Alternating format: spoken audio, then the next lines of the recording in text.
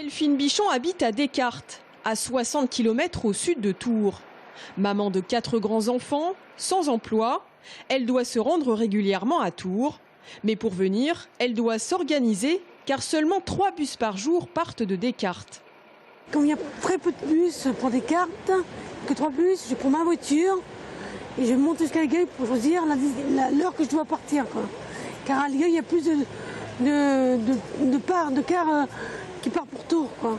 En effet, comme Delphine, les personnes en situation de précarité qui habitent en milieu rural sont de plus en plus nombreuses à éprouver des difficultés pour se déplacer, car pas de voiture ou des transports inadaptés aux horaires et trop chers. Au Secours catholique, d'après le rapport statistique annuel, la proportion de demandes concernant spécifiquement la mobilité en région centre est en augmentation. 6% en 2014 contre 3% en 2010.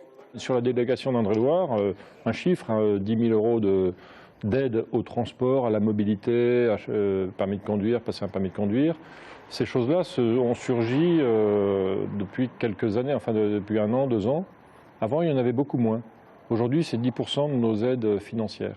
Indispensable pour retrouver un emploi, par exemple, la mobilité est aussi et surtout une façon de ne pas se couper du monde extérieur et de garder du lien social. Tout ce qui est hôpitaux et tout ça, c'est dans l'agglomération pratiquement, enfin à part à Chinon. Donc tous ceux qui sont dans le rural sont obligés de se déplacer assez loin pour faire un minimum de soins de santé. Voilà, par exemple. Et puis aussi garder le lien, créer du lien entre eux, en famille. Les familles sont un peu plus éclatées qu'autrefois. S'ils veulent pouvoir aller chercher leur maman ou visiter leur maman ou leur grand-mère, enfin bon voilà. Et pour réfléchir aux initiatives à mettre en place pour la mobilité, un colloque est organisé par le Secours catholique à Blois le 17 novembre prochain.